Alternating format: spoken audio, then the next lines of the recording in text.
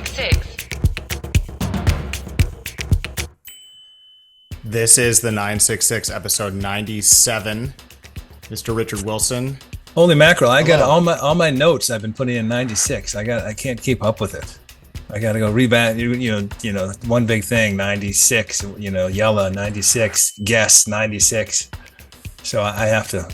You're just fouling me up. I can't keep up with it. It's super weird because on the podcast platform that we use to publish to pretty much every podcast platform out there, there's a weird disconnect between how many episodes it says we've done and the official number, which we keep internally, Richard, at 97. And I'm pretty sure we haven't messed that up yet, which is cool. We've messed up a lot of things, but not that. And I really am confident in saying it's 97, Richard, because I remember last week was 966 episode 96, which was really rolled off the tongue for us. So. No, I have no doubt I'm wrong. I just, I have to go back and clean up all my files. Well, the good news, Richard, is that despite our possible mess up here at the beginning, we have an amazing guest joining us this week in just a few minutes. American journalist, author, media executive, Pulitzer Prize winner, Karen Elliott House. Just awesome conversation, Richard. Big one. And yet another... obviously she's all that for sure. And she's done, she just recently published her most recent paper on Saudi Arabia, the most recent in a string of 4 going back to, I think, 2016. Just extraordinary depth of interaction engagement on Saudi Arabia. And again, we talk about the show and how fortunate we feel. What I love is that, all right, so this is this all-star journalist with exceptionally deep understanding of Saudi Arabia. And we reach out to her and say, hey, would you like to join the show? Yeah, absolutely. Love to. And, because that's Stephen now, I don't anticipate that. So it's just so nice when somebody of this caliber says, hey, I'd love to come on and have a good conversation. This was from a mutual friend of ours. And I want to mention this one really quickly because we've been getting, it was almost like a throwaway comment that I made about not getting any female Uber drivers in Saudi Arabia, despite taking and not an exaggeration, 150 Uber trips in the last 8-9 months in Riyadh. Mostly. I've never had a single female Uber driver, and we've heard a lot of feedback on that. And I guess people are slowly listening to segments, but they overwhelmingly are saying you are aware that you can filter out men as part of that. Well, this one was from our friend Abdul Rahman. He said, just FYI, in Tabuk City, taking an Uber to the airport, and the driver is a Saudi woman. So, Richard, I'm beginning to think. Yeah, it is you. Maybe it's a me thing. 100% it's you. And this should be a meme shortly. It should be. And then hopefully an NFT. We can make a little money on that. Would be really cool. Okay. Richard, so we've got a great conversation coming up with Karen Elliott House. Normal episode this week. We are approaching rapidly the 100th episode, which is exciting. Mind-boggling. And a little scary. We've been doing this for now a good amount of time. So pretty cool. Very cool. Shall we get to it? What's your one big thing this week, Richard? It's something that we talk about, sort of mystified. Is that the term? I don't know. So as we know, Saudi-Israeli normalization is the hot topic. Just a week ago today, Thomas Friedman, who seems sort of like cipher for this, what's important in the Middle East. If Thomas Friedman was writing about it, did a piece called Biden is weighing a big Middle East deal in the New York Times. And he talked about this proposition. Essentially, it's a U.S. Saudi security pact that produces normalization relations between Saudi Arabia and Israel. As he terms it, it would be a game changer for the Middle East, bigger than the Camp David peace treaty between Egypt and Israel. Because peace between Israel and Saudi Arabia would open the way for peace between Israel and the whole Muslim world, including giant countries like Indonesia and maybe even Pakistan. It would be a significant Biden foreign policy legacy. Okay, I think we can all understand that. What trips me up is A, how does it happen? And B, what do parties get out of it? And in this regard, we had a really, really good article by our friend Dr. Abdulaziz Al Gashaian, published in the Arab Gulf States Institute in Washington just at the end of July, so less than a week ago. It's called Israeli Strategies to Preserve and Expand the Abraham Accords. And I want to go through this because it talks about the Israeli strategy and their motivation, and maybe it explains why this topic continues to be front and center, even though logically it doesn't seem like it's feasible at the moment. And before I do that, I think we need to understand that the Abraham Accords have been very successful commercially. UAE-Israel commercial flows, which in 2020, at the time of the signing of the Abraham Accords, were in the tens of millions of dollars. In 2022, hit 2.6 billion, and it's expected to reach 3 billion this year. UAE has become the 16th largest trading partner for Israel. More than 1 million Israelis have traveled to the UAE since the signing, although it's been one-sided. You don't have Emiratis going the other way, or many. So on the commercial side, absolute success. On the political side, different story. The Washington Institute for Near East Policy, which is a pro-Israeli think tank, recently did a survey, and it found that only 27% of respondents in the UAE, 20% in Bahrain, viewed the accords as positive for the region. This is down from 47% in the UAE and 45% in 2020 when the accords were signed. Likewise, in Saudi Arabia, support for the accords have fallen by half to 20%. So on the streets, in the population, there's some political disenchantment with the Abraham Accords. Economically, certainly with regard to UAE, it's thriving. So let me return to our good friend Dr. Al Gashaian's piece, and he notes three approaches. Before we get into that, and this is important in terms of, I think, perspective from the Israeli perspective.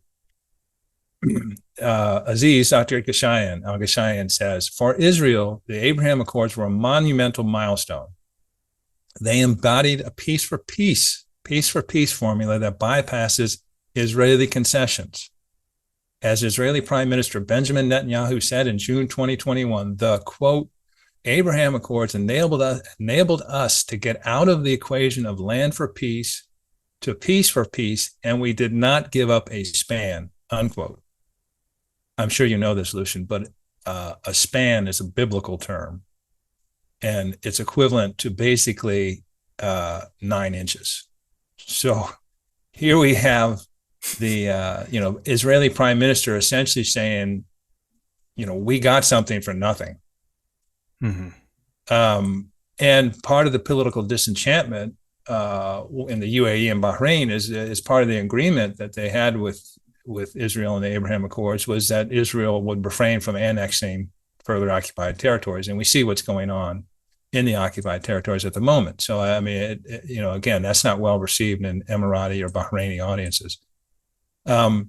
So anyway, here's the strategy, according to Dr. Al Gashaian. First strategy, focus on non-GCC periphery states and Muslim states. So Eli Cohen, Israel's foreign minister, is trying to normalize relations with Mauritania, Somalia, Niger, Indonesia. So Israel sees the Abraham Accords as it working in two spheres. One is the core, dominated by Saudi Arabia and the GCC. The other is the periphery, non-Arab Muslim majority states.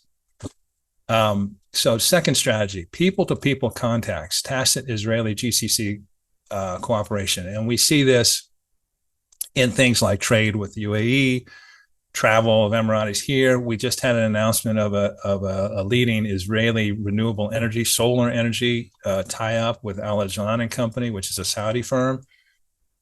You'll see, on Israeli television, all sorts of Gulf academics and analysts, and they're typically Emirati-based, discussing the potential for the Abraham Accords. You don't really get critics of it on Israeli, channels and that sort of thing. So, they really, and they're pushing for direct flights from Tel Aviv to Medina, and these sorts of things that are the people to people contacts. And to be honest, from Saudi Arabia's perspective, the commercial tie-ups, happy to see. I don't think there's a big issue with that. The third strategy, and this is really interesting, and this is where I think, Lucien, you and I sort of go, what's at the core of this?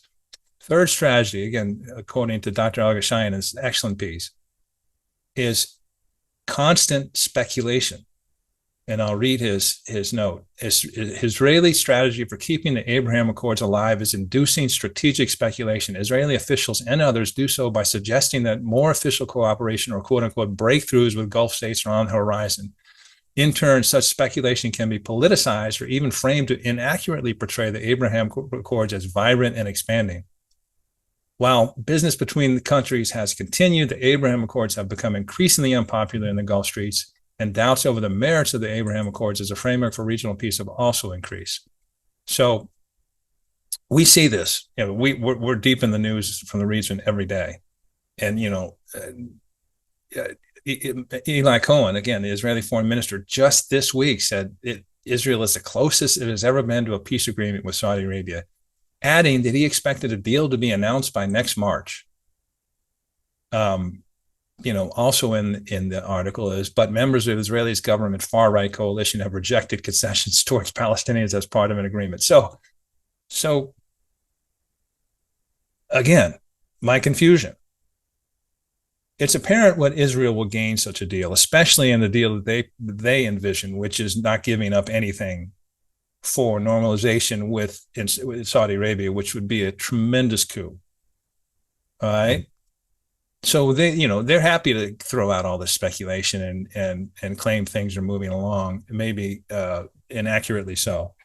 It doesn't change the fact that senior White House personnel have visited Saudi Arabia to talk about this. It doesn't change the fact that apparently, the top intelligence guy in Israel recently visited the U.S.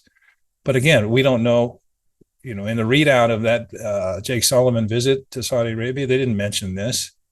But anyway, it feeds speculation. So I'm trying to understand what people would get, what the parties would get. What does the United States get?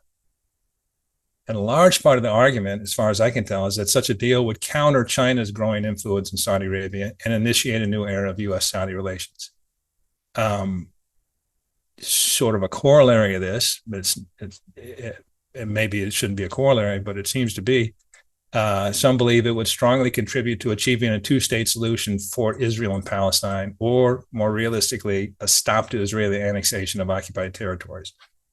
And some people in Biden's circle seem to think it would help in the 2024 presidential election. What does Saudi Arabia get? So what is Saudi Arabia asking for? According to Thomas Friedman and others, they're asking for a viable security arrangement with the United States, NATO-like. They're asking for greater and more timely access to key defense weaponry. And they want a green light, along with U.S. participation in building this nuclear energy sector. Part of what's being sold to them is that you do this and you engender goodwill with Congress and the American public. I don't know what that's worth, and I don't know how tenable that is, or how that would stick. I mean, Congress, House in particular, is chaotic, sort of a political quagmire. Can it possibly get to two-thirds of the members to vote for a security agreement with Saudi Arabia? Unlikely. So what's in it for Saudi Arabia? Prestige. They're being, recognition. They're being treated and engaged with like they are a serious middle power, of the South Korea, Brazil, and even EU types. So that's good. I think it's interesting, Lucien, and you and I are baseball fans, and MLB, Major League Baseball, just ended their trade deadline, right? I'm following closely what the Washington Nationals did. And for fans, it's always exciting because you could see if new players are acquired or current players are traded. But regardless of what you're doing, a good general manager will let it be known that a player or players are available, even if there's no intent on selling. So just to see if some team comes back with a crazy over the top, can't say no offer, it's what good GMs do. And I sort of feel that's what sort of what Saudi Arabia is doing. It's floated an offer. Maybe the U.S. will take it, maybe not. Either way, Saudi Arabia gains attention, prestige, and a recognition really of its diplomatic and geostrategic value. We'll sit and wait and see. I just don't see, from Saudi Arabia's perspective, them believing for a moment that Netanyahu, with his current government, could push through any kind of change in their policies towards the occupied territories. I'm sure they understand that the likelihood of 2/3 of Congress signing off on a security arrangement is extremely long. And as they understand, and one of the reasons they're disenchanted with the U.S. is the mercurial nature, the unreliable nature of presidents in terms of coming to their defense. We saw what Donald Trump did when they were attacked in 2019. Nothing. We've seen what Joe Biden done. There's a general, belief that U.S. commitment to the region in terms of security has diminished considerably. So anyway, I don't think Saudi Arabia has open eyes. They're looking at this. They're going, all right, let's ask for this, see what happens. So you have these three parties. Saudi Arabia can't afford to play this card unless they know they're going to get what they ask for, and it's going to be the agreements are going to be honored and responsibly attended to. I mean, this is Saudi Arabia saying, in our position as an extremely influential player in the Arab and Islamic worlds, we're going to put this on the table. And I just don't see them doing that for what Israel is offering, which is essentially nothing. Or even what Israel, if they offer something, what they're capable of doing. Likewise, the U.S. I wonder if in the end it's really just a long play to loosen up restrictions on defense equipment and an understanding that Saudi Arabia is going to move ahead on the nuclear power sector, and they'd really like U.S. participation, and let's find a way to make this happen. But the constant drumbeat of this is happening, this is a real thing, this is a possibility, it defies logic to me. And that was one of the reasons I thought Dr. Abdulaziz Al-Gashaian's piece was so good. And this is several times where he's provided me personally insights on what's happening in this Saudi-Israel normalization. Is that, a key pillar of their strategy is just to speculate constantly. And I think we all fall prey to it. So anyway, I thought, there's no conclusion to this one big thing. It's really, me trying to understand, what the players are trying to do and why the players are doing what they're doing. Richard, I don't have too much to add to that because I, like you, am pretty confused by it. And, like you said, we've been talking about it. We've had Dr. Aziz on the show twice now, trying to understand it. And he is just so, not only is he great on the show, but his piece was terrific. And he's just he sees it so much clearer, at least than I do. So it's like, and so this was good, Richard, because I think it's good to sort of walk through it and say, what's happening here? Why is it so frequently discussed? It's like a story, you called it a drumbeat, just doesn't really go away. Tom Friedman, of course, a week ago wrote about it, and you mentioned that he called this a long shot at best. And you're right, Richard. What's in it for the United States? I mean, if the United States wants a stronger relationship with Saudi Arabia, it's not going to find it through Jerusalem.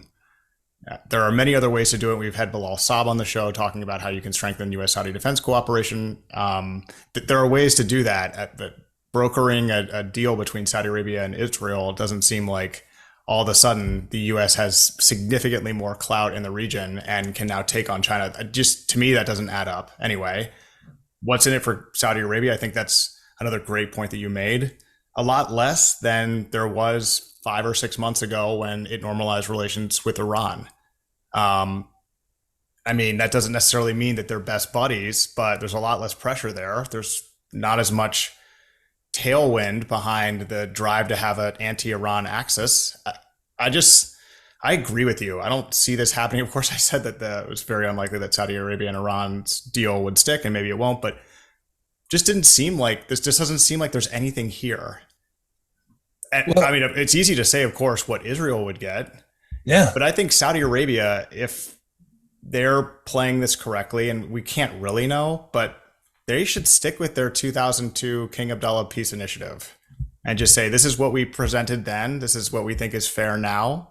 We can talk about it. I mean, part of what that peace initiative is normalization with all these other countries. Of course, that has changed because the UAE and others have now normalized with Israel. But I think that, to me, and everybody has an opinion on this, that was fair. Why would they go away from that? Why would they, diverge from that? What's in it for them? And I can't figure it out. And so I think that was this is good, Richard, because you hear about it, it's like, and we get asked about it all the time. Hey, are they going to normalize relations? And I don't, why would they? Why would Saudi Arabia do that? So I don't understand. So this is good. Well, for the return that's on the table, 100%. And I agree. That's when you see the speculation, constant speculation, you go, well, why? And these things that say Saudi has put on the table, let's set aside a security pact. So clearly, they want a more assured security commitment from the U.S. Whether that's going to be formalized in a treaty or an alliance, that's highly unlikely. But things like better access to and quicker access to important defense equipment, help with the nuclear program. You can do these. You don't have to go through Israel. This is like you're playing pool, and there's a straight shot you can take, or you can bounce it off two bumpers and try and make the shot. Jump it over. Yeah. Why would you do this? Yeah. It's a great analogy. And I think that lots of it has to do with the sway of Israel in Washington, D.C. It's an important valued ally to us, and it has a narrative that we endorse. And we've always loved its policy that we'd like to see us a resolution of the occupation of the Palestinian territories. And it's, maybe this knocks them out with all three. And in my opinion, it's too, in my opinion, the simpler the better. If you want better relations with Saudi Arabia, go about it. If you want Israel to be, to change its policy on occupied territories, we have leverage with Israel. Deal with Israel directly. Again, going back to the beginning, the Israelis, as well as Arabs in general, are known to be tremendous negotiators. There's a bizarre type thing here. Well, we'll make a deal. And I just think it's striking that you literally have the prime minister of Israel, Bibi Netanyahu, is saying very specifically that with regard to the Abraham Accords, we got something for nothing. And I think, it's in their best interest to keep trying to do that. Yeah, and also, Richard, just also going back to the U.S. The U.S. is, you mentioned this, and it's just an important point that it's not just one person saying, it's not. There's no MBS in the U.S. saying, "Hey, we're going to do this deal, and this is the deal." It goes through Congress, and that's obviously where it gets totally. I mean, that it's very likely to be derailed. But also, if you just, go ahead, please.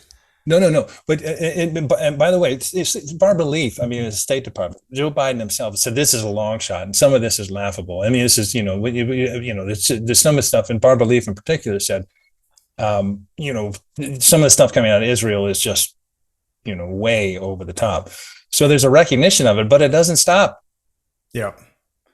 Yeah, and what I was gonna just add to that is essentially that point is, if anybody thinks that this is going to move any needle in the U.S. election that is coming up next year in 2024, they're completely off the rocker. I mean, You have basically 78 indictments against the former president, including rigging the election or messing with the election, and you still basically have no erosion in support for him in the Republican Party. the Israel Saudi, a deal for Israel and Saudi between Israel and Saudi Arabia is not going to change anyone's mind. I wonder how many people even know about it. It'd Yeah. be interesting. And I also looked up, Richard, when we were talking about this, if there are any Vegas odds or any like bookmaker odds on this actually going down. There's nothing, because it just doesn't really make a difference Oh, or, well, or matter if to Vegas, anybody. So as Vegas hadn't made book on this, then it's not real. exactly right. I mean, maybe I didn't look deep enough. Vegas has odds on pretty much everything, which is super fun to look at. But I just yeah, I mean, Richard, this is a good point, because it's sort of like your one big thing is that this is a very big thing in terms of its outsized media coverage, but it's actually not really a thing, and probably won't be, very unlikely to be. But there are other things that are happening that are significant and could matter. The pool playing analogy is perfect, because there are really clear wins. And President Biden, hinted at this. He said, "Well, they're talking, and there are these little things that Yeah. they're working out. It doesn't seem like they hate each other too much. This isn't going to be some big thing. Just take the wins as they're there, work with it, and then and then also, of course, Richard, and you mentioned, and I'm sorry to repeat for everybody, but the political situation in Israel is fairly dicey. It's not a great time to I be, mean, you Netanyahu know, can't follow through on any of his promises with right. regard to the occupied territories. Yeah, 100%. I think it'd be an interesting case study for somebody who's got serious chops in negotiating strategy. You see Israel at the table go, hey, let's just throw this out, see if we can get something for nothing. And Saudi Arabia goes, hey, well, what the heck? Let's ask for the moon, see what happens. We're not going to do anything rash anyway, and we're getting what we want in terms of a growing commercial relationship with Israel. I just so here's the deal. You play poker, poker, and what's the old adage? If you look around the table and you don't know who the sucker is, You're the sucker. exactly. And I'm really worried that's where we are with the U.S. I just could not agree with that more, Richard. And just, I guess, the final point that I want to make is that, and you referenced it, but just the unpopularity of Israel since the Abraham Accords were signed in the UAE, and I think it was Bahrain was the other opinion poll, and that was the Washington Institute poll. It isn't like this deal that those Abraham Accords were like, they were like the greatest thing and people love it. It just seems like people are like, this is, there's a popular upswell for let's normalize with Israel. Keep it going. Yeah. It's like, oh, most people are like, actually, this is not that great. And then you have all of this, ongoing. Really, it's not just the Israeli political situation, which was grabbing headlines big time last week, regarding the constitutional change there, but the ongoing strife with the Palestinian people is just, if you're an Arab, you're looking at that saying, I don't really, normalization with Israel isn't like the top priority for me right now, seeing all this stuff going on. So anyway. But it confirms the Israeli take is let's try and get something for nothing. Right. And they got something, they've given nothing.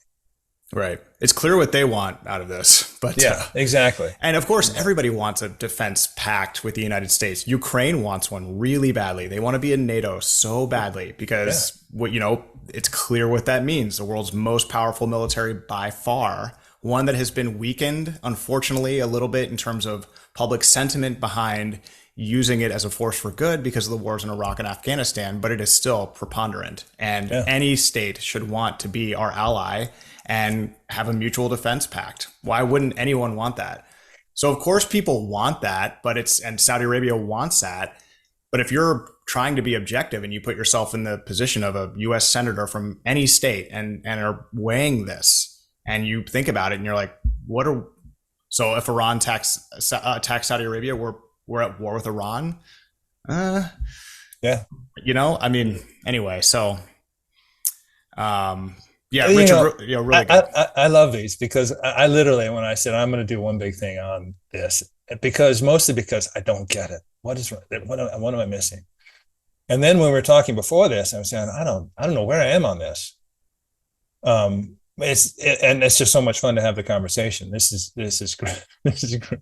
Well, so Richard, you make a good point, and it's a good time to sort of describe what we mean by this one big thing segment, right? Because we're doing this because we, as people know, would basically be doing this anyway. talking about these Right. subjects, trying to figure it out. There's stuff that the whole podcast is trying to understand the Kingdom of Saudi Arabia, U.S. Saudi relations, Saudi Arabia's position in the world better than we already do. Not completely understand it because that's impossible. We're not Saudis. And we're not Saudis. We're just trying to do it, and we've had a tremendous amount of success with that as we pursue these topics. But Richard, as you know, this is not like we have some evening broadcast channel. These one big things, they sort of have a feel of like a monologue at the beginning, just so because you want to be able to dive into something, right, and then we discuss it. But we don't have a team of writers here that are making some editorial point and we just are delivering it. It's us actually trying to figure out what's going on and then discussing it. And so it's people are going to hear it's sort of the same thing with my one big thing coming up, which is basically I didn't know where it was going. And then when I got there, I was like, well, this isn't a point that I want to make. I got to walk this back and delete half of this and then see if I can make something that makes sense. But we're just trying to understand stuff. And I'm glad you did this because this has been all over the media. It still is. And it's like, doesn't really make sense. Maybe there's something we're missing that leads you to people like, we know him obviously, but that leads you to pieces from people like Dr. Aziz Al-Ghashayyan. Just, and then so you're like, oh, I get it a little bit better now, but maybe there's just nothing to get, Exactly. That's my concern. Yeah.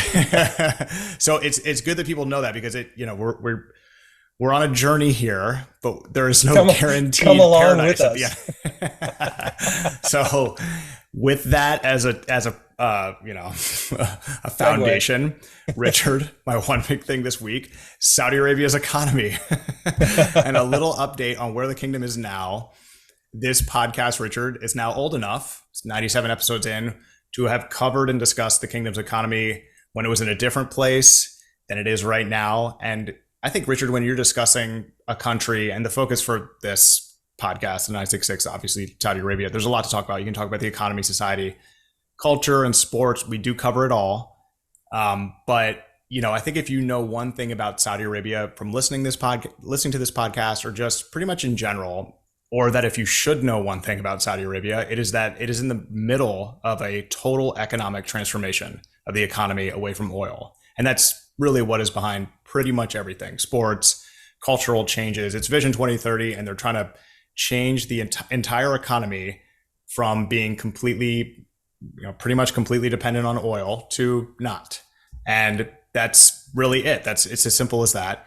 And so we're right in the middle of that. And so I was going to do an update, Richard, on Saudi Arabia's economy. Before we do that, I was sort of curious.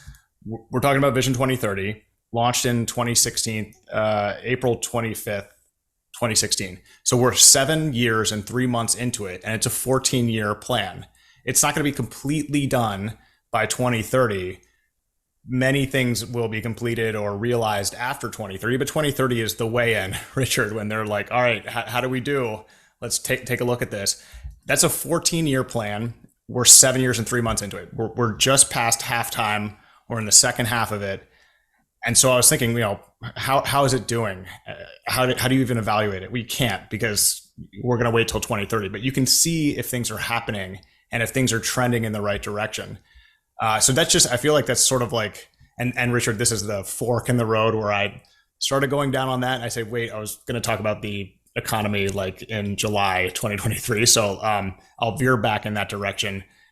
But as a good sort of, give us some guardrails on this, because we have to keep in mind that what's going on in Saudi Arabia's economy today and what was happening last year and what will happen next year is all part of a larger plan, which doesn't exist everywhere in other countries, but it does in Saudi Arabia. And Richard, so 2022, really strong year for Saudi Arabia's economy. Oil prices soared resulting from the Russian invasion of Ukraine. Saudi Arabia was the fastest growing G20 economy in 2022. Overall growth reached 8.7%, reflecting both strong oil production, but also a 4.8% non-oil GDP growth driven by robust private consumption and non-oil private investment. It was a good year for the kingdom in many ways, but it wasn't all rosy. The PIF, as we discussed last week, reported an $11 billion loss for 2022 compared to a $19 billion gain in 2021. Though with global equities on the rebound, Richard, this year in 2023, it looks like they'll get some of that back. But anyway, 23 is not looking like the rosy year for the kingdom. And in fact, looks like a tougher year for the kingdom's economy. This is because of oil again. This month, the kingdom got the largest growth downgrade among major economies from the IMF. But Richard, there's a lot to like in all the recent data that came out. We have all the data from the first half of the year, and we actually also have some data from now July 2023. But I'm going to discuss kind of the bad news first because I think it makes sense in the story of Vision 2030 and then the good news. So, bad news first.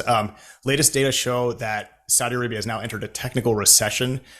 This is according to a recent report from Capital Economics, which was based on data from GA Stat, which is a very good statistical organization for Saudi Arabia. Really just the government data that comes out of that people then use to, enter into models and make forecasts and analyze the Saudi economy. Data show that real GDP in Saudi Arabia increased by 1.1% during the second quarter of 2023 compared to the same period of last year. However, oil activities decreased by 4.2% compared to the same period of that year. The results also demonstrated that the seasonally adjusted real GDP declined by 0.01% during the second quarter of 2023 compared to the first quarter. So that's the recession they're sort of talking about. With oil cuts likely to continue, and Richard, we actually know today, just came out, they will continue through September. They just agreed to that. The Saudi economy is likely to experience a contraction for the entire year, the report said, and could result in the worst GDP performance in over 2 decades for the kingdom, excluding, of course, the impact of the global financial crisis and the pandemic. So more data out, Richard, showed the kingdom's budget deficit widening in the second quarter as the government raised spending on social benefits and projects meant to diversify the economy. Government income rose, driven mainly by higher non-oil revenue. I'll get to that in a second. That's a good part. I kind of slipped it in there, which Crown Prince MBS is still trying to grow as he looks to end the boom-bust oil cycle's impact on the economy. Still, the government's deficit came in at 5.3 billion riyals, which is $1.4 billion, around 80% higher than that for the first quarter. Just last bit on the more concerning side for the kingdom's economy, before we get to some of the good news, a key gauge of borrowing costs in Saudi Arabia has risen to a record. The cost of money, as measured by the 3-month Saudi interbank offered rate, SIBOR, climbed above 6% this week, even higher than it was during the 2008 global financial crisis and after oil prices collapsed in 2020. The rate was below 1% only 18 months ago. Its rise has come as the U.S. Federal Reserve has hiked interest rates to lower inflation, with its latest move of 25 basis points coming last week. So there's some concerning stuff there, Richard. Essentially, with these moves that Saudi Arabia has made on the oil front to prop up prices, it's kind of expensive. But the good news, Richard, and this is actually fairly significant if you put it in the context of Vision 2030. In the same period we've been discussing, the second quarter of 2023, the non-oil economy grew by 5.5% compared to the same period of last year in 2022. Now, since that report was released earlier this week, Richard, and again, as I mentioned, this was sort of like an avalanche of reports or trying to put it all together. We've also seen figures from July. Non-oil business activity in Saudi Arabia did ease a little bit in July after output surged to multi-year highs the previous month. The seasonally adjusted Riyadh Bank Saudi Arabia Purchasing Managers Index eased to 57.7% in July. It's down from 59.6% in June. That's the lowest since December 2022, although it remained above the long run average. Of course, anything above 50 is expansion. So that's still good news, even if there's a bit of an easing. Back to the Bloomberg item on the government budget, the good news in there, 12% increase in revenues outpaced by a 13% rise in expenditure. So they're spending more than they're taking in, but that is largely due to a doubling of social benefits and a jump in capital expenditure. Non-oil revenue jumped 32% to 135 billion riyals, according to a budget report from the Ministry of Finance published on Thursday. Oil income increased 0.6% to 180 billion riyals during the quarter, but fell 28% year on year. So look, here we are, Richard, halfway through Vision 2030. Just got out of the locker room. We're heading back in for the second half. And you're looking at the economy as still pretty dependent on oil. I think that's fair. But you also see so much progress in changing that. You see these non-oil GDP figures staying solid. And, of course, you could get into it. That's only part of the story. But we should keep in mind the goal is reduction of dependence on oil, not the elimination of it. Strengthening the non-oil sector has been crucial for Saudi Arabia, and that's really just Vision 2030 in a nutshell. You have these other things that they have. They are looking to improve the quality of life, provide more opportunity for women. There's a bunch of things that they're trying to do, but really the diversification of the economy is key. And then Richard, just on this, the PMI report further pointed out that I just referenced that survey respondents were upbeat on long-term business expansion plans and subsequent efforts to boost operating capacity in July. This optimism, this is according to Arab News, which ran the survey. This optimism resulted in a rise in employment numbers for the 16th month in a row, although the pace of hiring was the weakest since November 2022. So what we see here, Richard, just stepping back, we see the progress in the non-oil economy, nurturing it to a point where it continues to contribute more and more. And we're seeing it being quite resilient. We're seeing that after the global pandemic. We're seeing it, now despite oil prices going down a little bit. So they have a strategy in Saudi Arabia. They're implementing it. The game is not over. We're going to see these ups and downs in the economy. But what we're seeing is, I think, in my opinion, definitive progress in the development of the non-oil economy. I mean, and we're not even really there yet in terms of having the tourism sector fully operational and having all these goals realized. We have 7 more years to get there until we really take a look at it and say, hey, how did it go? But yeah, see, Richard, and that's my one big thing, but see, Richard, we get into this thing and we kind of understand it. And then we go down other rabbit holes and we're like, we got to try to right the ship here a little bit. But it's just interesting what you see in the Saudi economy today. You see oil still very important, critically important, but you also see progress in making it less important for the Saudi economy. And you can see that in the non-oil GDP figures. That's a good one, and it's an important one too. And I think you put your finger on some key things, because on this show, I think I've used the term. I've seen Saudi Arabia's having a moment. 2022 was a moment. I mean, the oil revenue was insane. The 8.7 GDP growth. Obviously G20 leading. I mean, it's sort of win to win to win, and we know that that's not going to happen. Not going to sustain. You're going to have downturns. And we see Saudi Arabia significantly curtailing its production and trying to prop up oil prices. I think anticipation of China and the global economy coming back strong towards the end of the year. I think that's their read. So they're taking it on the chin now, and it does translate into the budget, into that sort of thing, because, as you say, oil is still preponderant.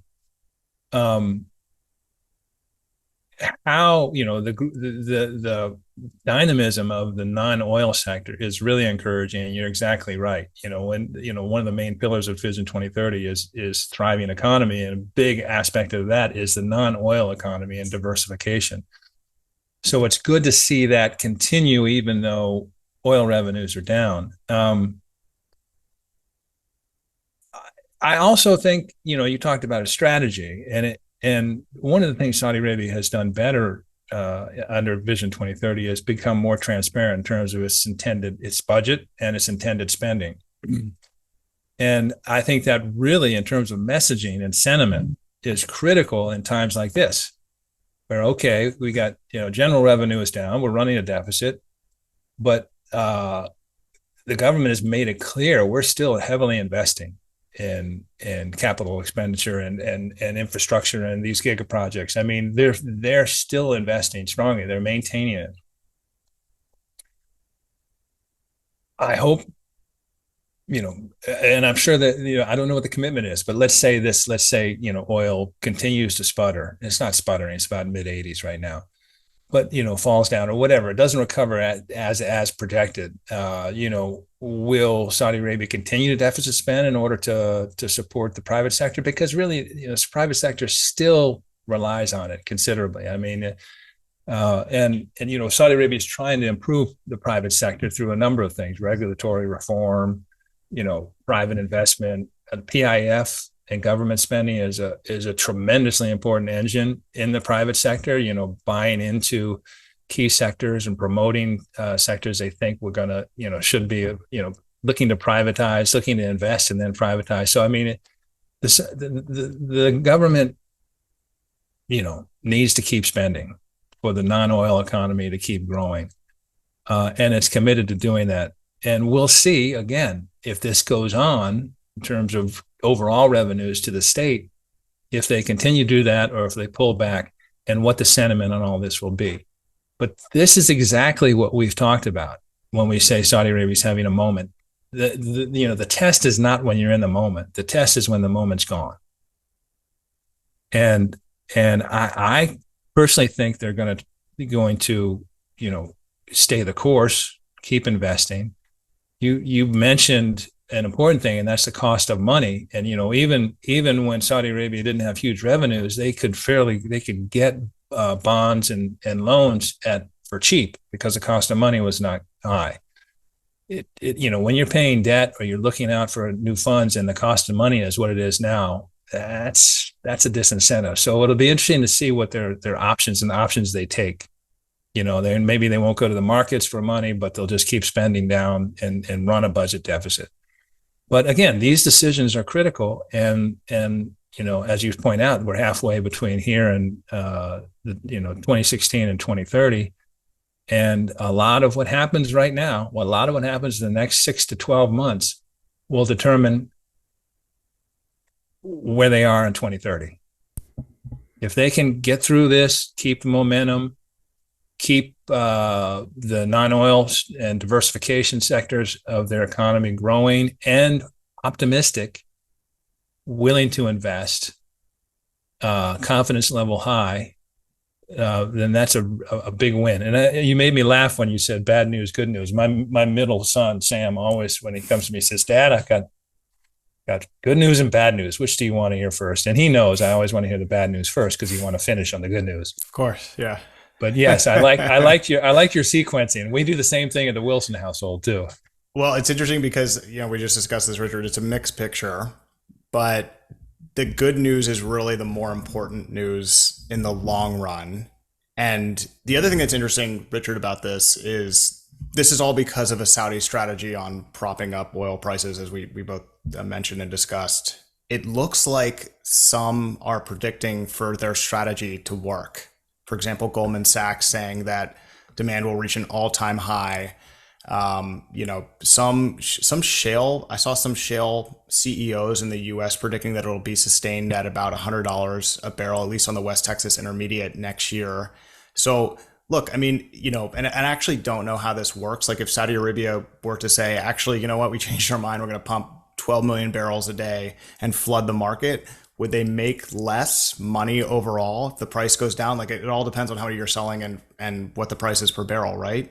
And there's buyers. So there's a strategy here that they're pursuing, but maybe it works and maybe it doesn't. Yeah, yes. But that's also the problem. And I'm not an expert, but I mean, there's all that Russian discounted oil out there. You're not going to undercut that. That's already selling at a deep discount. Right. I mean, Russia's situation is becoming a problem for Saudi Arabia, not only because they're not really hitting their production quotas in terms of cutting back, but also, I mean, when China and India can get cheap Russian fuel, how do you compete with that? Right.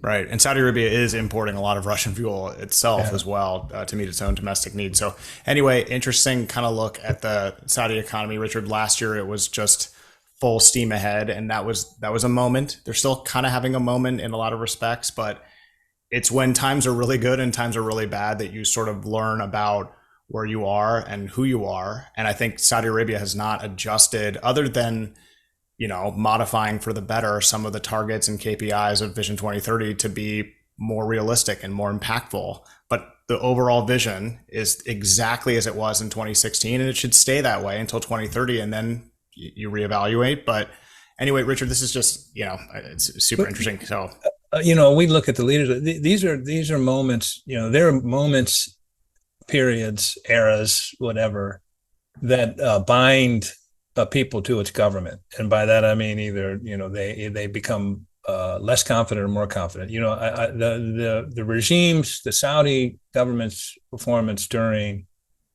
COVID clearly won the confidence and support of the Saudi population. It was responsible, decisive, and as it turned out to be, very effective. That's a big confidence builder. Mm-hmm. What the government does here in these economic headwinds, again, is another opportunity to show leadership and to sort of just, reinforce and affirm the population's confidence in the direction of the country. If you turn tail at the first difficulty and say, oh, we're contracting spending and we're not going to we're going to slow down the timetables on all these projects, that would just crush sentiment. Yep. If you can get through this with everybody believing we're headed and pulling in the same direction, the government's been transparent, they've been consistent in their messaging. Again, socially, politically, it really enhances the government's stature, if you ask me. Yep. Agreed. And Richard, I think now is a great time and an Yes. interesting segue as well to get to our conversation with Karen Elliott House, because we do talk with her a little bit about her recent paper for the Belfer Center on Saudi First. And I think fits into that pretty neatly. And she's just obviously brilliant and incredibly accomplished. So enjoy. We are pleased to welcome onto the 966 American journalist, author, media executive, and Pulitzer Prize winner, Karen Elliott House. Karen has served as publisher at the Wall Street Journal, former senior vice president of Dow Jones. She is currently a senior fellow at the Belfer Center for International Affairs at Harvard University's Kennedy School of Government and on the board of the RAND Corporation. She was awarded the Pulitzer Prize for her coverage of the Middle East while a reporter with the Wall Street Journal. In addition to writing a series of articles on Saudi Arabia for the Journal in 2007, Karen is author of the book On Saudi Arabia, Its People, Past, Religion, Fault Lines, and Future. Recently, she has written several opinion and commentary pieces for the Wall Street Journal on Saudi Arabia and the U.S. Saudi relationship. And her most recent work is an in-depth paper on Saudi national priorities for the Belfer Center, entitled Saudi First, Kingdom Pursues Independent Path. Karen, thank you so much for joining us in the 966. Welcome. Thank you. Yes, echoing Lucien's introduction, it's actually a great disservice to your depth of experience on Saudi Arabia to just be constrained to one episode. So we'll do our best. I want to make a point on, because Lucien last note was he mentioned the Belfer Center papers you've written. Mm-hmm. And I think they're a tremendous resource, and folks should find them, because interestingly enough, your first in this series, Uneasy Lies the Head That Wears a Crown, came out April 2016, which was the month that Vision 2030 was launched. Mm-hmm. Then June 27, Saudi Arabia transition from defense to offense. And then in 2019, Profile of the Prince, which is an examination of Mohammed bin Salman. These are really, I think it's safe to say, no other U.S.-based scholar has such an extensive record of engagement in Saudi Arabia. And so thank you for joining us. And we don't want to spend too much time on it, but let's sort of start at the first key takeaway of your last paper, your most recent paper, Saudi First. And that first key takeaway is Vision 2023 has transformed the kingdom since it launched in 2016. Let's just push play, and we'd be interested to know have your take on this. Well, it has transformed the kingdom totally, culturally, not yet economically. But as someone who started going there in 1978, and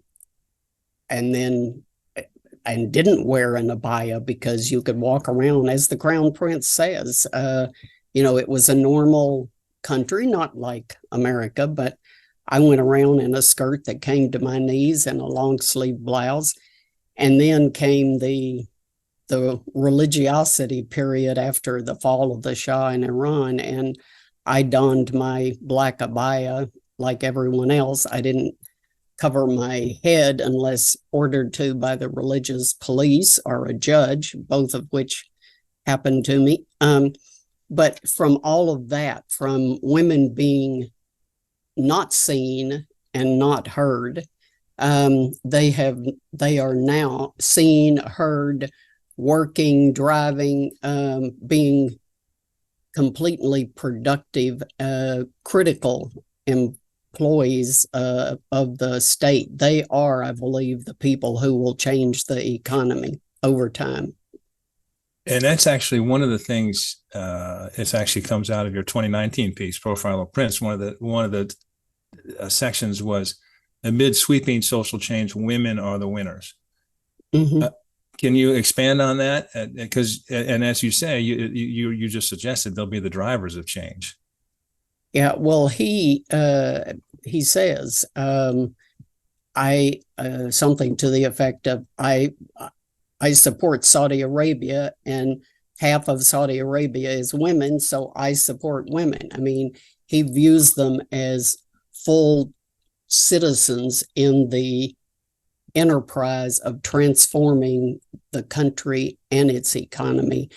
And so, under him, they have been able to,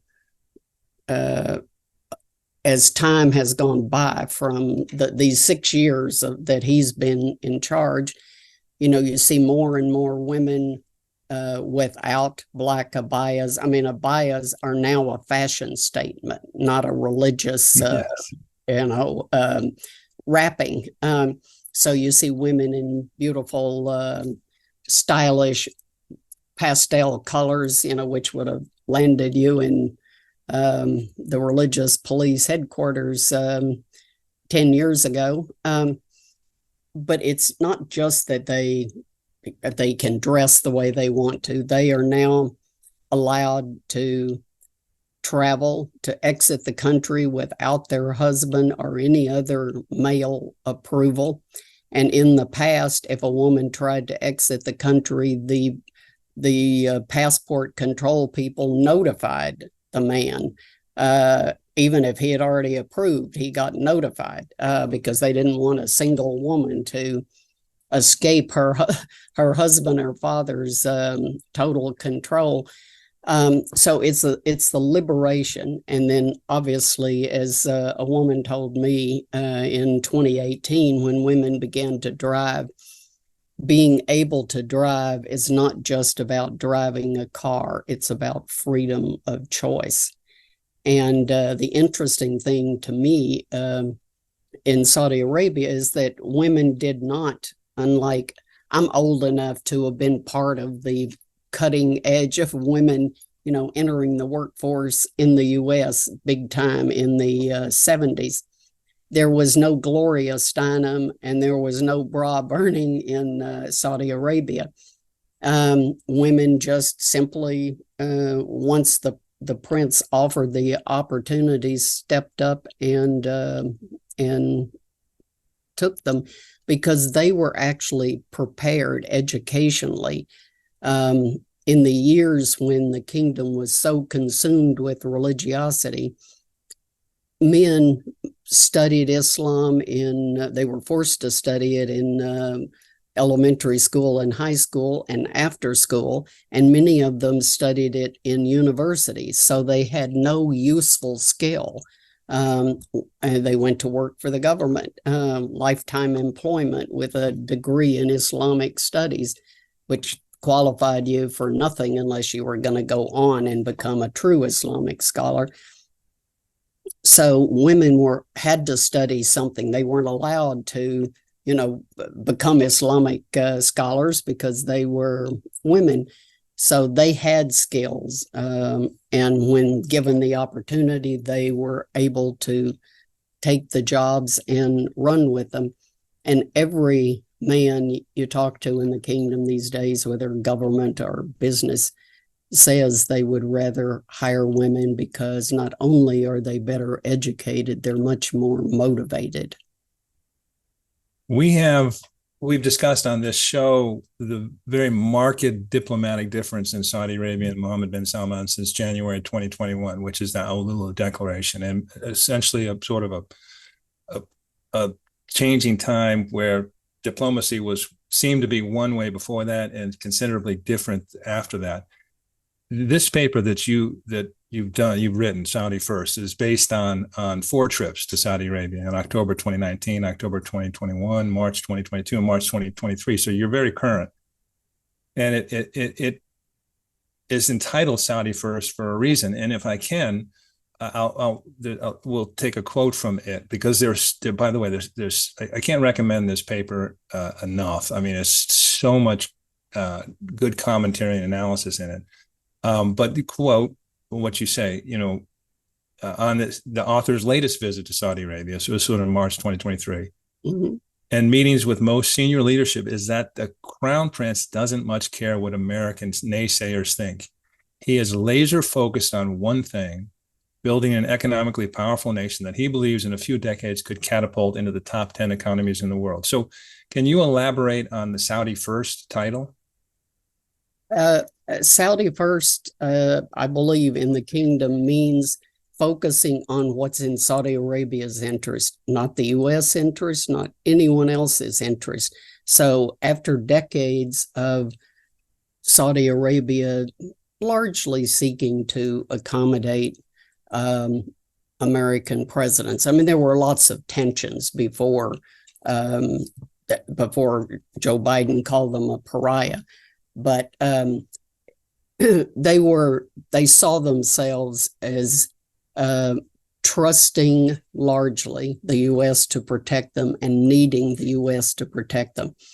Since Obama's presidency, followed by Trump, and now especially Joe Biden, they simply don't believe the U.S. has their best interest at heart. And they don't believe that the Americans will be there to protect them if they need it.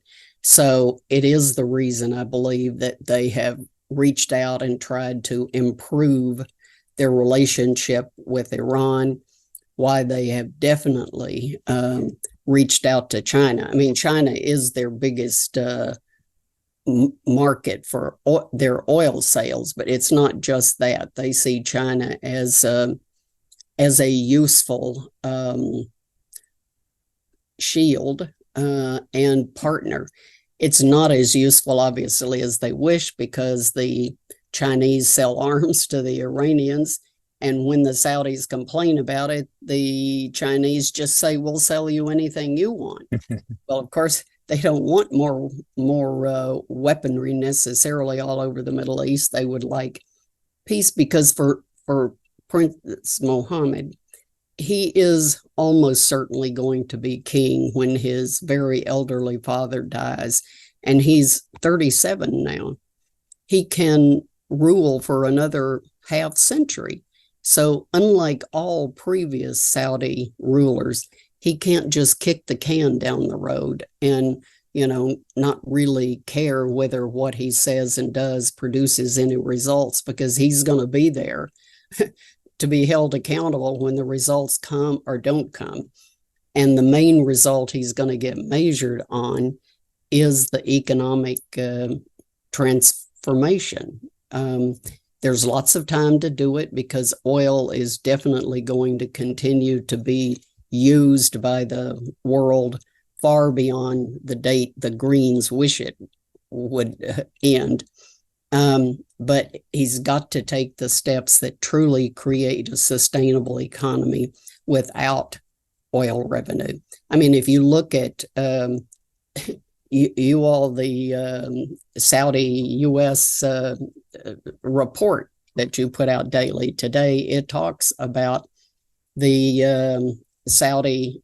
IMF reducing Saudi economic growth projections for 2023 to 1.9%.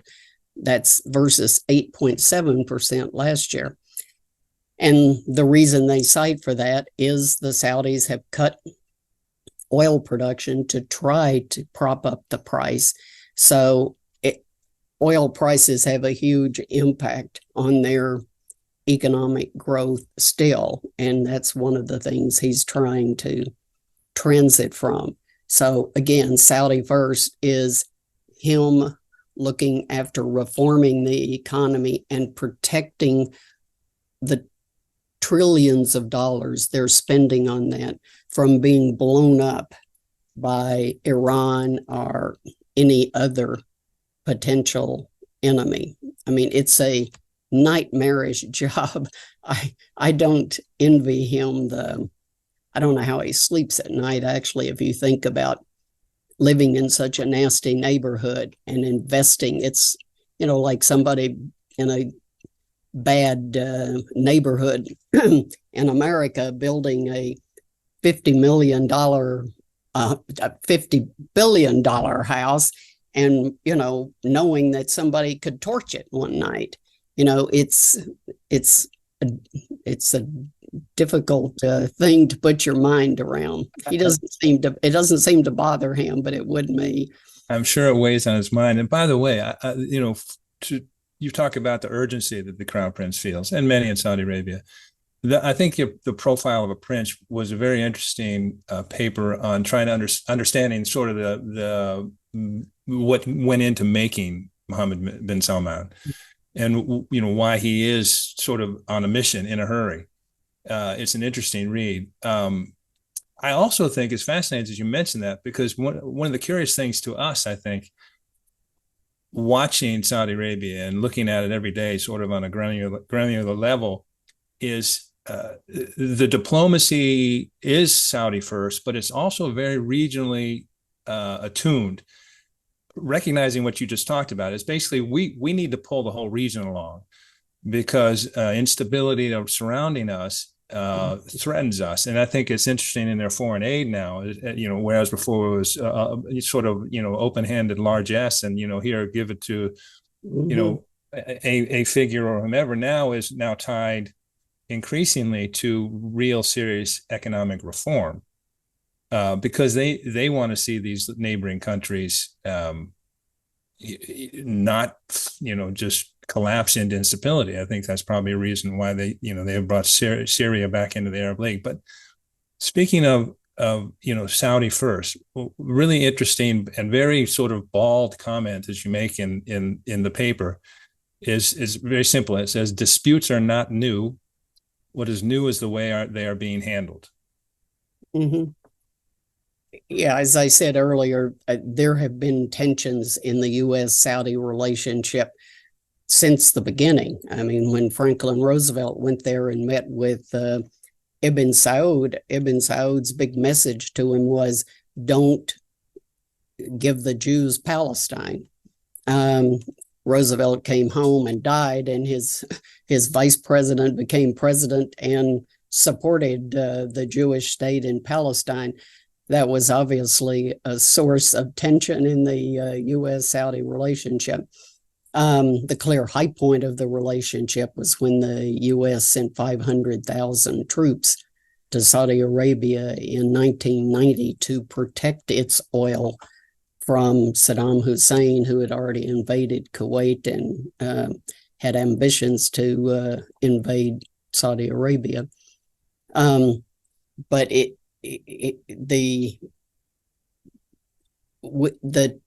these tensions were always kind of quietly handled. A letter from King Abdullah to George W. Bush saying you shouldn't have invaded Iraq, you're going to hurt our country, but not, big headlines and ministers condemning the U.S. or the American president condemning Saudi Arabia for not supporting the invasion of Iraq. It was all much quieter.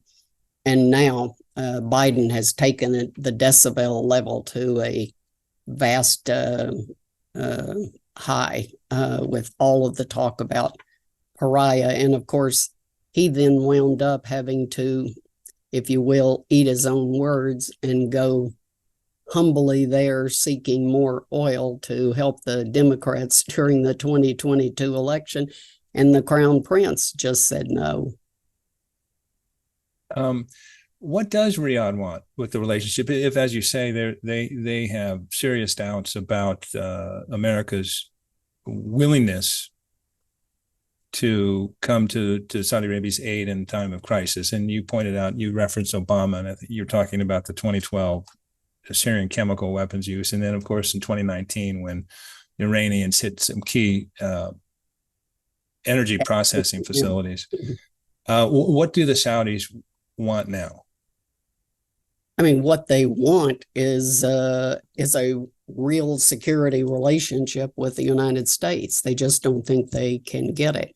But as you know, there are all of these conversations said to be going on again between Biden and his national security advisor and his secretary of state and the Saudis and Israelis about Israeli-Saudi diplomatic relations.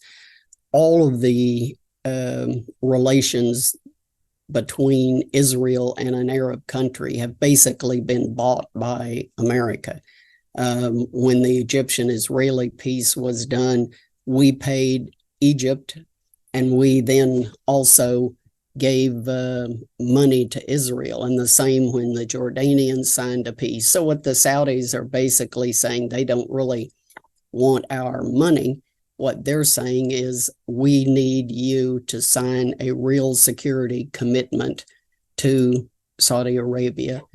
We need to be a real security partner like NATO, something that you can count on.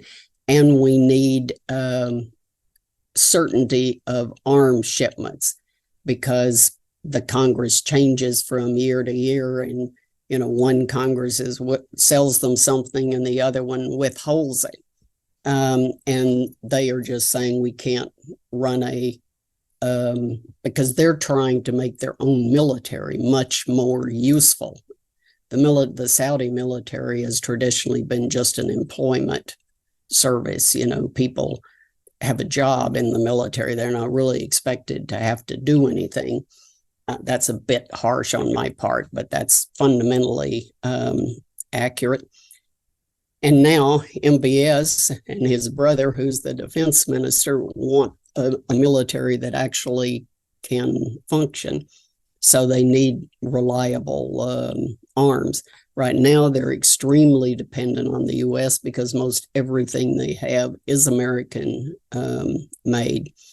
But if they could get that kind of commitment, and I don't see how they can, because I don't believe, and I don't know why they would believe a U.S. Congress, frankly, that even if it approved a treaty and promised to guarantee the weapons, the next Congress may not. So maybe there's some scheme that the U.S. can come up with that reassures them. I personally doubt it, but that is what they want. I don't believe they believe they're going to get it. I think that's an interesting way to put it. They're clear-eyed on this, and I think they've been much more forceful in saying this is what we want, this is what we like, recognizing that getting the 60 votes or getting ratified in Congress is unlikely. They do really want the U.S. to make appropriate accommodations for them to build a domestic nuclear energy system. They want to build 16 nuclear reactors. They want to enrich hydrogen. They'd like to be able to export it. And I think that's in there. I wonder if that's not really the thing they really want. I think that's the thing they think they might be able to get. All right. That they want it, but they also believe that they might be able to get it, because, what they're saying is, we want to enrich our uranium. We don't want to, we have a considerable quantity of uranium in our ground. We don't want to sell a bunch of dirt with uranium in it. We want to enrich that uranium and use it in our reactors and sell it to other people. France has nuclear reactors. So they would like to have that capability. We approved India producing, having a similar program, and they produced a bomb with the uranium. The Saudis are saying the Americans can manage this inside the kingdom. We're not trying to build a nuclear weapon. Whether Congress will buy that, I think my judgment is they have a better chance of getting Congress to approve that. And again, once once things are going, it's harder to pull that back because they're enriching the uranium and it's on their soil and it's theirs. So I think they have, I'm repeating myself, a higher chance of getting that out of the Congress than a security arrangement or guaranteed weaponry. You have one of the sections in this Saudi first paper is on the development of a local military capability in terms of production. But before we get there, you have a really striking comment about normalization with Israel. Mm-hmm. And it speaks to the crown prince, and it also speaks to Saudi Arabia's perception of itself in the Islamic world. And you say, because the crown prince is vividly aware of leading, not following, he tells those close to him he will not follow tiny Bahrain, the UAE, Morocco, and Sudan, and joining the Abraham Accords and recognizing Israel. Instead, Saudi normalization with Israel would be a new initiative by the crown prince intended to pave the way for other major Islamic nations like Indonesia and Malaysia. I thought that was fascinating because that's a real insight of where he sees Saudi Arabia in the world. Yeah, I think, he sees himself, he sees the kingdom of Saudi Arabia it's in the same geography as the Gulf countries, but it's really on a completely different plane in his mind than all of those little countries, Bahrain, UAE, Qatar. And he sees Saudi Arabia as the bridge between the world and the Middle East, and the Middle East bridge to the world. So that's what I mean by, and to the Islamic world. So as you know, I think his relationship with the UAE has become very strained because MBZ, as the UAE ruler is known, was one of his mentors. And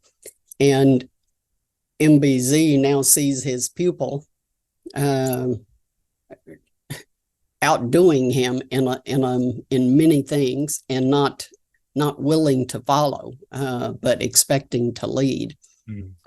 So that tension is growing. But I think if he could get that he wants to validate Saudi Arabia's leadership, not just of the Arab world, but the Islamic world. Mm-hmm. So as you pointed out earlier, I mean, he began his reign, frankly, by offending almost everybody in the Middle East. Breaking relations with Qatar, invading Yemen, having terrible relations with Turkey after the Khashoggi murder and their isolation, and leaking details, and cutting off Syria, and then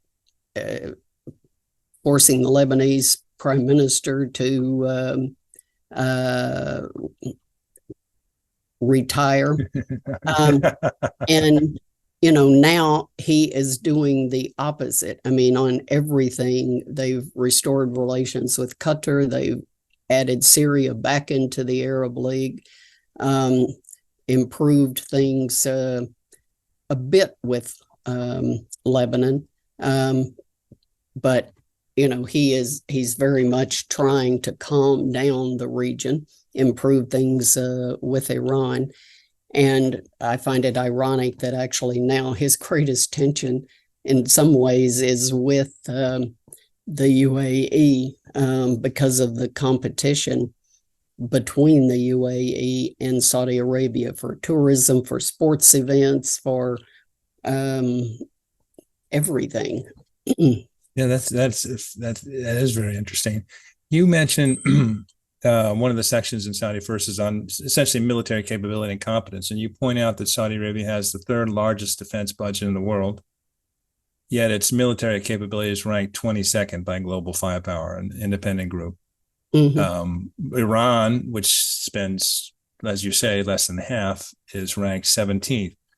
This is a priority for Saudi Arabia and Mohammed bin Salman. How are they doing in this regard? I think it's only, in my view, only just beginning. I mean, they they are trying to build a lot of just useful military hardware. As we're finding out in Ukraine, it's not the sophistication of the weaponry that matters in that case. It's the supplies, the number. And that's part of what, I mean, Saudi Arabia has sophisticated American aircraft and, Patriot defense, missile defense, et cetera. But, what they may need if Iran attacks them with scores, hundreds of drones, just cheap drones that they're building and selling to Russia to use in Ukraine. What will be necessary is much more simple weaponry. So they are trying to do what they can do to build a defense industry that would allow them not only to supply themselves with some things, but also to sell them for hard currency earnings to other militaries that need quantity more than sophistication. You had you really interesting section in Saudi First paper on the workforce. Essentially, you were saying foreign workers are needed to fill the workforce gap, and as you're aware, Mohammed bin Salman has some very ambitious population goals. He'd like to see the country reach 50 million by 2040, I believe. They just had their most latest census come out. There's 32 million in Saudi Arabia, about 40% of the foreign nationals.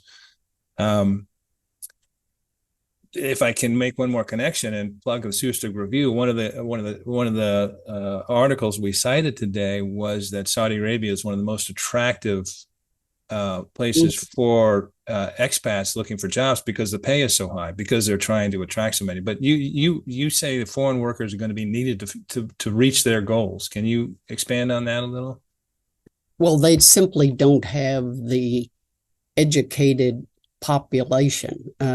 They have some very well educated people and some incredibly impressive people, but after, basically not making education a priority for 30 years, they need vastly more educated people to achieve he's not just looking for somebody that can push paper. He wants to be a cutting edge technological country.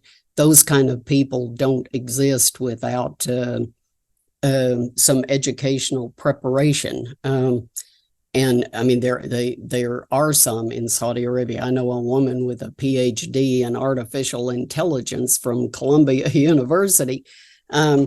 So it's not that they don't have any of these people, but they don't have nearly enough.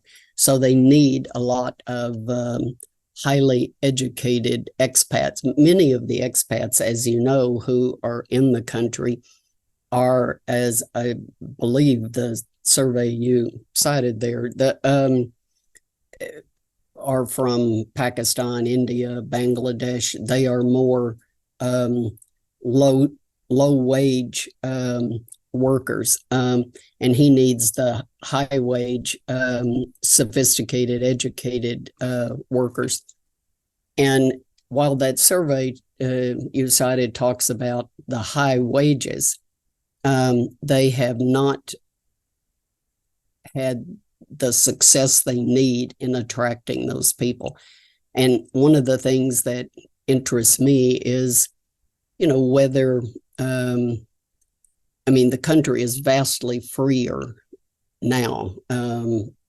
socially. I mean, there's still no alcohol, and there is still allegedly no religious services other than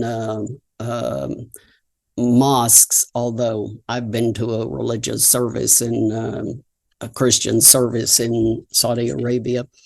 Um, um, so, but the things that Westerners want, and especially the ability to speak. I mean, the controls on political discussion, and the fact that, somebody can just say something that they don't actually mean in a negative way, but, wind up in real trouble. I think some of that probably unnerves Westerners. So, whether he can get the quality of people, the quality and quantity he needs without a little bit of loosening up on the political discussion front is, to me, an open question going forward. It's something we've talked about in the 966. The great urgency, and obviously there's significant metrics that are put out there with the Vision 2030, and there's been progress in different megawatts, and a lot of the regulatory environment has been redone, legal environment is being redone, but you can't hurry education. You've got a generation's worth that and that's what they're late to start on. They're trying to clean up a lot of their curriculum in schools. It's been really fascinating because we're big fans of the scholarship program. It's fascinating how they've refined that to target more STEM and in areas and disciplines they think they really need. But again, you can't sort of throw a bunch of money at it and make it happen sooner than a generation will allow. Yeah, I think, there was a lot of, when I was doing my book and spending intense time there between 2006 and 12, there was a lot of talk then of education, and King Abdullah created the King Abdullah University of Science and Technology to invite the best and the brightest from around the world to go to university there, in hopes of providing an example to their university system to get it to actually use inquiry as opposed to the stuffed goose model of learning. And they changed the books, but it really takes, as the deputy minister of education told me then, what happens inside the classroom when the teacher shuts the door, we don't have any control over. And that's clearly incredibly true. I mean, one of the things I'm interested in focusing on more is what is actually happening now these days. A decade after I visited a lot of universities and high schools, et cetera, what is going on in the classroom? In those days, I visited a high school, a girls' high school, and this was a good one in the vicinity of King Saud University, so had a lot of professors, kids in it.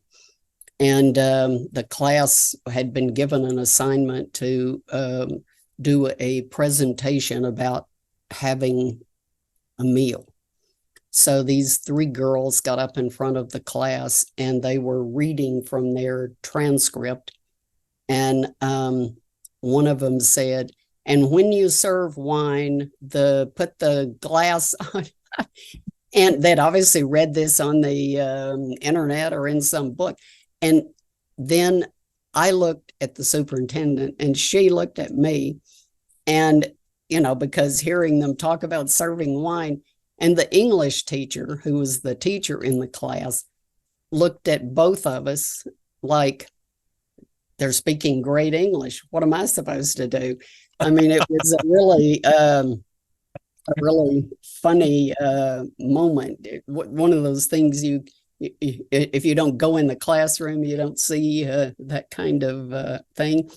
But anyway, I would like to go in some classrooms again, because it does take a long time. And again, that's why I keep coming back to women are so important, because they are educated and their parents are now willing to let them work. I mean, there's so much of the keeping women hidden was because if your neighbor's daughter is not working, you don't, you don't, it would be shameful for you to flout convention and allow your daughter to work. So I met a young woman in Jazan down on the Yemen border, and she was working in an airport, but she was going to nursing school. And she said her sister had wanted to be a nurse, but the family said absolutely no. And she's 4 years younger. So they said to her, okay, you can do it. The mores have changed quite quickly. So hopefully with the government focusing, as you said, no longer providing scholarships to everybody for whatever university they can get into and whatever subject they want, but focusing on providing scholarships for the important STEM requirements that they need will help them, but it will take time. I think he understands this totally. I mean, it's changing the economy will take time, even if you had educated people at the ready, but they don't. So it's one of the reasons you see so many, giga projects to do this and to do that early in the 2017, 18, et cetera, is it's marketing. It keeps people believing that modernity is coming and it's big time, and it mesmerizes the young people with that vision. And I'm fond of quoting Napoleon said, the people who change the world are not those that work with the elite, but those that move the masses. And I think MBS totally believes that he has to move the masses, and the masses are the young. So he has to keep them engaged. He has to keep them moving forward. And he's under no illusions, I think. He knows that this is a time-consuming process, and he knows how to provide bread and circuses, as the Romans would say, how to distract people until you have, gotten them to where they need to be. That's a fascinating observation, and it reflects, I think, a lot of what we see is there's fundamental changes going on requiring significant assets and commitment, but also there's a branding thing, operation going on. So anyway, it's very multifaceted. It's not just one thing. And it's what's funny is, the news of the day so often for Westerners is sports washing.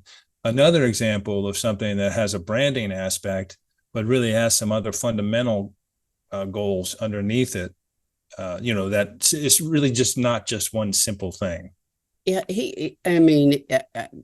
I gather from what I've been told, he's not a soccer fan.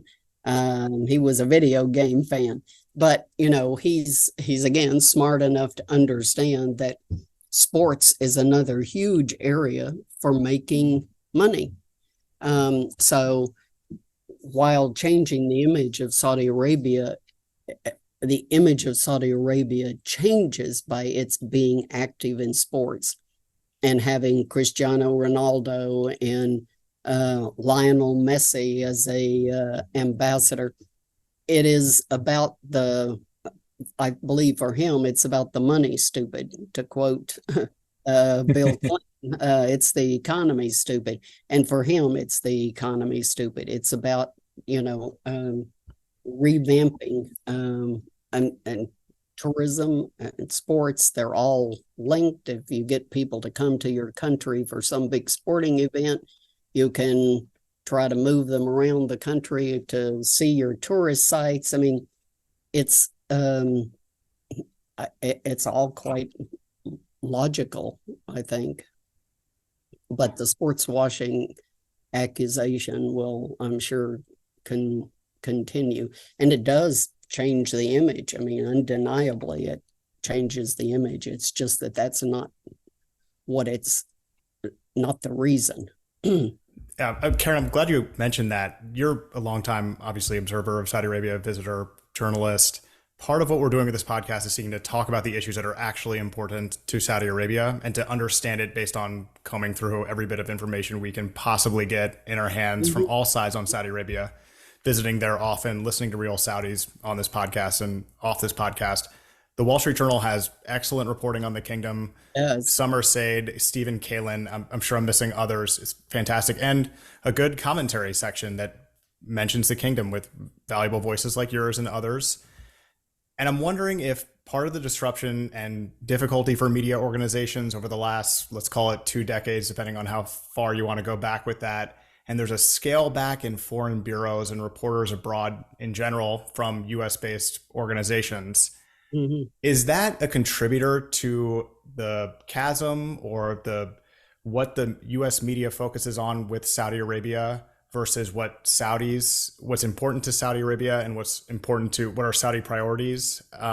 Would you agree with that maybe there's just a lack of, or a shortage, I should say, of real coverage and quality reporting on what's actually going on? Absolutely. In the old days when I first began going abroad as a diplomatic correspondent in 1978, when you went to the Egyptian-Israeli talks in Cairo, there were scores of U.S. reporters from Miami, from Chicago, from 3 newspapers in New York, from San Francisco. I mean, now if there's the Wall Street Journal and the New York Times, that's about it. Yeah. And Bloomberg, maybe. Yeah. And yeah. Well, Bloomberg does a good job. I mean, from my point of view, they were competitors with Dow Jones, but I'm a subscriber to Bloomberg, and I find it as useful as I was describing your service. I mean, because they do so much. They have so many people. I think the Journal does an incredibly good job of both of actually presenting the way the kingdom is moving, in a factual and fulsome way without snide comments or I think the reporting is just incredibly professional. That and China, they do, both of them, a great job on. And I obviously can't take any credit. I haven't been there in 15, 20 years, in charge. So I'm not patting myself on the back. It's just, the Journal continues to be very good. We would agree with you, I think. Yeah. It's been a great resource for us. And I'd like to do a shout out because Stephen Kalin is a fellow graduate of Davidson College. He's a foreign correspondent for Wall Street Journal. Does a really good job. I know him. And I know Davidson College. My best friend from first grade, father moved there as a professor, It's the first time I heard of it. But didn't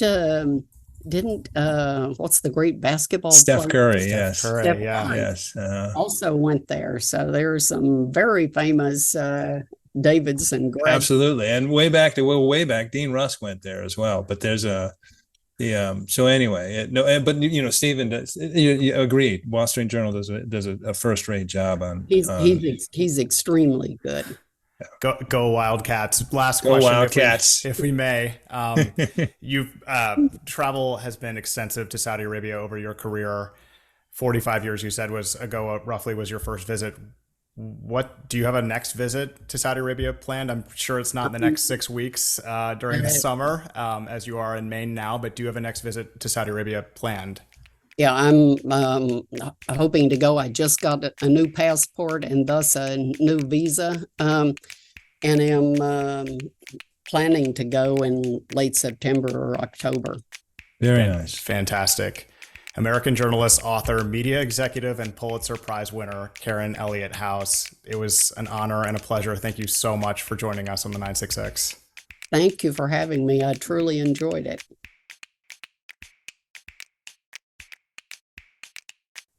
That was our conversation with Karen Elliott House. A true joy and treat to speak with her. Pulitzer Prize winner, Richard, the first one we've had on the show. Hopefully not the last one, but she was wonderful. I wasn't aware of that. I guess that does make perfect sense. It's not as if we had a parade of Pulitzer Prize winners. So that's a good point, which made it even more special. Yep, absolutely. And, we sort of, Richard, we do these readouts and read-ins for our guests because we properly want to introduce them because, if you're listening to this, especially, you're not seeing all their, creds on the show, on the screen. So you need to know who we're talking to. And a lot of people know who Karen Elliott House is and a lot of our guests because they're well known in this, large community. But, but anyway, the read-ins for her and readouts, we had to cut like one, take maybe 1/8 or 1/10 of her bio because she's so incredibly accomplished. And so anyway, so we really appreciate her time. She joined us from Maine, which was cool. Yes. Probably the first one to join us from Maine, the state of Maine. I'm sure it's nice and cool up there. Richard, let's jump into it. What do you think? Let's get to Yallah. Let's get to Yallah. Yallah. Saudi in a minute. Yallah. Yallah. Does it sound better when we're much closer? Maybe we should be doing that. I don't know. Yeah, we should lean in. I know. We don't. And by the way, audio stinks. I should mention, yes, we know that we're working with our audio. Neither of us are key grips or whatever it is in the business. We're working on that. We're going to get that all upgraded. So, but thank you for being patient with us for that. We're not AV experts. So it's a good product, but it's not, quite the Howard Stern show yet. So supposedly we have decent quality mics, but we need to get better because the audio, especially mine, is always weak. Yeah. Yallah number one. The Wall Street Journal first reported that Saudi Arabia is set to host peace talks among Western countries, Ukraine, and key developing countries, including India and Brazil, on August 5 and 6 this weekend, as Europe and Washington intensify efforts to consolidate international support for Ukraine's peace demands. So, Richard, why are they doing this? Is this because they're really one of the few countries that are well positioned right in between the two sides to do it? Is it because that they actually are uniquely positioned to do it? I think maybe yes. I would say yes. Yes. I guess Zelensky came through on his way to the G7 meetings and stopped off at the Arab League confab in Jeddah. So this was probably mooted then. And they talked about it. I think it's extraordinary. They're looking to bring senior officials from up to 30 countries. Ukraine has a 10-point plan. They want to, quote unquote, socialize. Saudi Arabia is well positioned, both in terms of relationship with Russia, its relationship with the global South.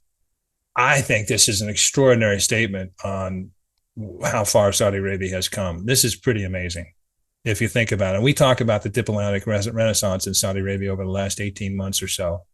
And we talk about their perception of themselves as a middle power and a globally, a geostrategically key nexus between Europe, Asia, and Africa.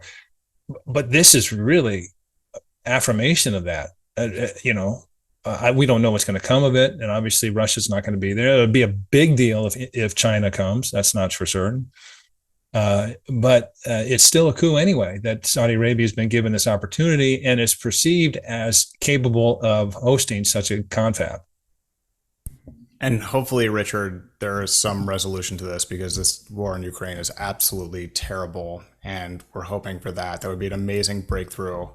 So we're rooting for that, and good on Saudi Arabia for doing this. So this is coming up on August 5th and 6th, as you said. So we'll probably be discussing it a good bit next week. Maybe. Yeah. For episode 98, which is good to just say over and over because then we don't forget. Exactly. Which episode we're on. Richard, Yallah number 2, Saudi Arabia is giving Yemen's presidential council $1.2 billion, US dollars to help the country's struggling economy, a Saudi source told Reuters on Tuesday. Fighting with the Iran-aligned Houthis in North Yemen has largely stopped over the last year, but the Saudi-backed government based in Aden has grappled with a weak currency and high prices. The situation has particularly worsened in Aden and South Yemen since several Houthi drone attacks targeted oil tankers in southern oil terminals, stopping the government exporting crude oil from there. The United States is quite familiar with this conundrum, which is it's expensive to get in and expensive to get out. Saudi Arabia engaged in this war in Yemen against the Houthis in 2015. They'd like to get out. The Houthis are making it difficult for them to get out, have some sort of political resolution. It isn't expensive. It's not hot right now because we've had a truce for close to a year now. So the expenses of maintaining a military presence and feeding a military presence, Saudi Arabia doesn't have that. But the great bulk of the rebuilding cost is going to fall on Saudi Arabia, and this is just the beginning. And what's interesting, I guess the Yemeni officials said the donation would be used to pay government wages, fuel for power plants, and food imports. All these things needed, government wages in particular. A sticking point on their negotiations with the Houthis. The Houthis want their soldiers to be paid. Understandable. Houthis have been sort of doing some maximalist requests, and the Saudis going, look, we want to be responsive, but we're not going to pay your soldiers to fight us. Yeah, how would that work? Allies. Yeah. Interesting. It's good to see that they have had a year of this sort of, because a few years ago it was really bad there. So, but there's a ton of rebuilding. And it's interesting. I think a lot of Saudi UAE friction comes, the newest friction and competitiveness comes from Yemen and how to rebuild it and how they, all about the war. So, and getting to a stable political resolution is a long way to go. Does the country stay intact? Who knows? There's a long way to go. Yallah number 3, Saudi Arabia's stocks offer some of the best buying opportunities in emerging markets if investors look beyond oil. Please refer to Lucien's One Big Thing. Yep. According to a top-performing fund manager, the kingdom's initiatives to reduce its economic reliance on crude will boost the market even as the global backdrop may be challenging, says Fiera Capital's Dominique Bokor Ingram, who has doubled his fund's exposure to Saudi stocks to 20%. His EM fund, Emerging Markets Fund, has beaten 99% of peers this year, according to data compiled by Bloomberg. While the Middle Eastern nations' stock fortunes have long moved in sync with crude prices, shares of healthcare, tech, and insurance firms are surging in the Tadawul All-Share Index this year. The benchmark itself has rallied 12%, outperforming emerging market gauges. What a journey for the Tadawul, Richard. It's really been, it's really risen. And they, of course, we've discussed this on the show. They've opened up very steadily to foreign investment. Not too long ago, Richard, you couldn't buy Saudi stocks even if you had $5 billion AUM. Now some of these fund managers can. It's getting more and more open. We can't go online to like Schwab and buy some Saudi stocks yet, but it's getting to be that type of thing. And so I don't have too much to add to this, but that's interesting. This fund manager is saying, hey, I'm on a hot streak and I'm doubling down on Saudi Arabia. That's definitely something to look at. It's not one of our early pieces was on the Saudi stock market, and it's before remember the Twilight Zone? Yes, I love that show. And Rod Serling and I think the popular recall is that he would start episodes with "Imagine, if you will." Actually, he never said that. That's not what he would say. What he would say is there is a fifth dimension beyond that which is known to man. This dimension is vast as space and timeless as infinity. It is the middle ground between light and shadow, between science and superstition. So this is where we go on our Yallah and things. But But the reason I said that is when you and I went to the same place, actually, when we did this Yallah, I said, imagine if you will. So this is, the Saudi Arabia looking back a decade ago or more, going, okay, imagine if we completely reformed our stock market and made it a reliable place to invest, what would happen? And in the segment we did way back when, we talked about the stock market crash of 2006, and this is the market's highly speculative, very thin, but a lot of middle class Saudis, had their money in it. They were selling their cars and investing, and it went from 2,500 to 20,000 points in 3 years, and then collapsed to 8,000 points. People lost their shirts. Mm-hmm. It was terrible. But the next year, the Tadawul that we know, Tazi All Shares Index, was established. 2007, 2015 opened to QFIs, qualified foreign investors. 2019 made part of the MSCI and other emerging markets index. So we do this all the time on the show, but I think it's important to remember this didn't just happen. This was a very intentional result of policies that were taken up, starting 2007. So that's 16 years ago. And it's now, you now see the fruits of this, where you have some say a top 10 stock market in the globe that is transparent, easily accessible, deep enough that you can make money. And now you're making money in non-oil assets. It's this is just a blurb right here, but it's the tip of the iceberg of what's been going on in capital markets for Saudi Arabia for the last 15 years, and it's a big deal.